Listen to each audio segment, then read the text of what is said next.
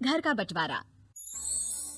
अरे विनोद, तूने हलवाई को सारा सामान तो दे दिया है ना? अक्षय की शादी में कोई कमी नहीं रहनी चाहिए। आखिर सबसे छोटा भाई है तुम सबका। हाँ माँ, आप चिंता मत करो, मैं पूरा ध्यान रखूंगा।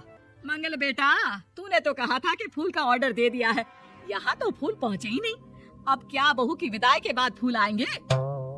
माँ, मैंने अभी बात की है फूल वाले से, वो रास्ते में ही है। आप किशोर भैया से क्यों नहीं कहती कुछ करने को? किशोर पहले ही मेरे बताए काम कर रहा है। पास के सभी रिश्तेदारों और मोहल्ले वालों को कार्ड वही तो देकर आया था। रिसेप्शन के लिए हॉल भी उसी ने बुक किया था। टेंट कुर्सी वालों को भी तो वही देख रहा है। पर कई मोहल्ले वाले तो हमारे बड़े पूरे परिवार से जलते भी हैं। उन्हें बुलाने की क्या जरूरत थी? बेटा, शादी ब्याह में तो बुलाना ही पड़ता है, नहीं तो लोग क्या कहेंगे। दादी दादी देखो ना, हलवाई अंकल हमें लड्डू नहीं दे रहे, आप इनको डांटो ना। अरे चैन सुख दे देना बच्चों को लड्डू, क्यों तंग कर रहा है इन्हें? बीबी जी, मैं कहाँ मना कर रहा हूँ, लेकिन लड्डू बनते ही ये बच्चे उठा उठा कर खा लेते हैं। अरे मैं तो इन्हें थाल में रख के परोस भी नहीं पा रहा। भागो, अब कोल्ड ड्रिंक पीने चलते हैं। भागो भागो, अब कोल्ड ड्रिंक पीने चलते हैं। जैसे कि आप देख रहे हैं, आज इस घर के सबसे छोटे बेटे अक्षय की शादी है। घर में बहुत चहल पहल है। कुलभूषण की बीवी कमला को फुर्सत ही नहीं है कामों से, लेकिन कुलभूषण और घर के बाकी लोग कहाँ हैं? आइए देखते हैं। अजी, आप यहाँ आराम से बैठकर गाने सुन रहे हो और घर में अभी तक इतने काम बचे हैं करने को। अरे भाई, मेरे सबसे छोटे बेटे की शादी है, इसके बाद तो मैं अब चिंता मुक्त हो ही जाऊंगा। और फिर घर में तुम हो, बेटे बहुएं हैं, तुम लोगों के होते हुए मैं क्यों काम करूं? मैं तो शान से बेटे की शादी में जाऊंगा तैयार होकर। अरे ठीक है, अब आप आराम ही कीजिए। एक बार अभिषेक की बीवी आ जाए, फिर मैं भी आराम करूंगी और मेरी चारों बहुएं पूरे घर की जिम्मेदारियां संभाल लेगी। इतना कहकर कमला वापस अपने काम में लग जाती है। बेटा भी, तू अब तक तैयार नहीं हुआ? किससे बात कर रहा है फोन पर? तैयार कैसे हूँ? सैलून जाने से तो आपने मना किया है, क्योंकि मुझे हल्दी लग चुकी है। भाभीियों को देखो, सुबह से पार्लर में। अक्षय की शादी हो जाती है और नंदिता बहू बनकर घर आ जाती है, लेकिन इस घर की खुशियों को मानो किसी की नजर लग गई थी। नंदिता के आने के बाद आए दिन घर की शांति भंग होती रहती। अपने माँ बाप की इकलौती बेटी को इतने बड़े परिवार की जिम्मेदारियाँ कहाँ संभाली थी? अभी देखो ना, मेरे हाथों की मेहंदी भी अभी नहीं उतरी है और तुम्हारी मम्मी ने मुझे घर के कामों में लगा दिया। मैंने सोचा था कि घर की सबसे छोटी बहू होने के कारण मुझे सब पलकों पर बिठा के रखेंगे, पर यहाँ तो पलक झपकने की भी फुर्सत नहीं मिलती।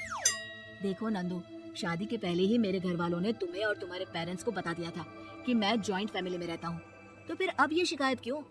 और फिर तुमसे पहले मेरी भाभी भी तो आई थी शादी करके, उन्होंने तो कभी कुछ नहीं कहा। नंदिता तब तो चुप हो जाती है, लेकिन ऐसा बहुत दिनों तक नहीं चलता।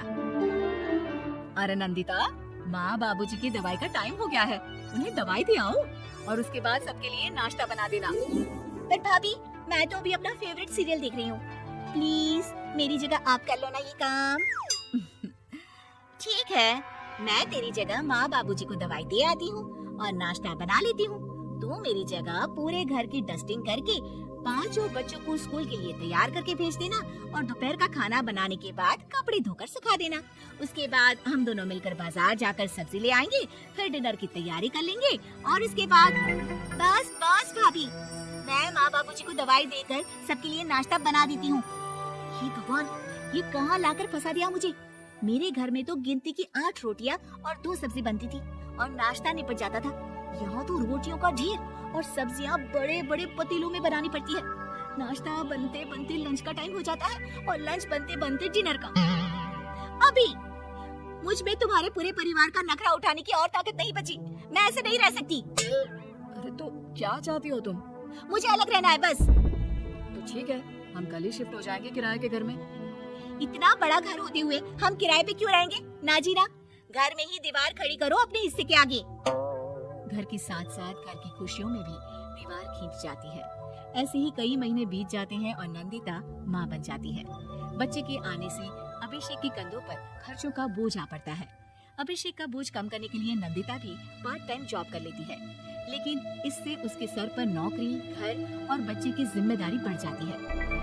नंदिता, ये क्या है? तुमने घर भी ठीक से साफ नहीं किया, ना ही मेरे कपड़े धुले हैं। चिंटू के बाल भी कटवाने जाना था, देखो उसके बाल कितने बढ़ गए हैं। अरे करती क्या हो पूरा दिन तुम? मैं करती क्या हूँ? तुम्हारा नाश्ता और लंच बनाने के बाद चिंटू को डे केयर सेंटर पर छोड़ कर आती हूँ, फिर खुद ऑफिस जाती हूँ। पूरा दिन काम करके आने के बाद बिना आराम किए बाजार से सब्जियाँ लेकर आती हूँ, घर आकर खाना बनाती हूँ, चिंटू को देखती हूँ, और क्या करूँ मैं? तो किसने कहा था अपने सर पर इतने काम लेने को? मत जाओ ऑफिस। ऑफिस जाए बिना घर के खर्चे कहाँ से पूरे होंगे? चिंटू के डे केयर का खर्च, उसके लिए बेबी फूड का खर्च, प्रेस वाले का खर्च, ये सब तुम्हारी सैलरी से होता नहीं है। अगर परिवार से अलग नहीं होती तो इतनी मुसीबतें नहीं उठानी पड़ती तुम्हें परिवार के साथ मिलकर काम करने में दिक्कत थी, लेकिन काम तो अब भी बहुत है तुम्हारे सर पर। चिंटू को भी डे केयर भेजने की जरूरत नहीं पड़ती, उसको गोद में खिलाने के लिए दादा दादी और घर के सभी बड़े होते, उसके साथ खेलने के लिए उसके भाई बहन भी होते। मेरे तीनों बड़े भाइयों के बच्चे भी बड़े हुए हैं, लेकिन बिना महंगा बेबी फूड खाए, क्योंकि मेरी माँ और भाभी आप बहुत अच्छे से जानती है कि बच्चे को क्या खिलाना चाहिए। बिजली के बिल जैसे खर्चे भी सब मिलकर बांट लेते थे, लेकिन तुम्हें तो सबसे अलग रहने में ही मजा आता है, तो अब शिकायत क्यों करती हो? बस करो अभिषेक, बस करो। मैं मानती हूँ कि मैं गलत थी, मेरे एक गलत फैसले ने हमें बिल्कुल अकेला कर दिया है सबसे। एक घर में होते हुए भी हम बाकी परिवार से अजनबियों की तरह रह रहे हैं। अभिषेक और नंदिता की सारी बातें घर के बाकी लोगों को सुनाई दे रही थी। तभी कमला बोल पड़ती है, अरे नंदिता बहू, किसने कहा कि तुम अकेले हो? तुम्हारा इतना भरा पूरा परिवार है ना तुम्हारे साथ।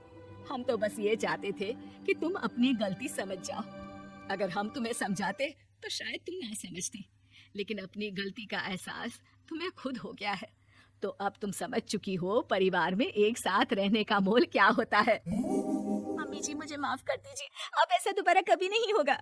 अरे माफी बाद में, पहले मेरा पोता जरा मेरी गोद में तो दे, और तू जाकर सबके लिए चाय बना ला।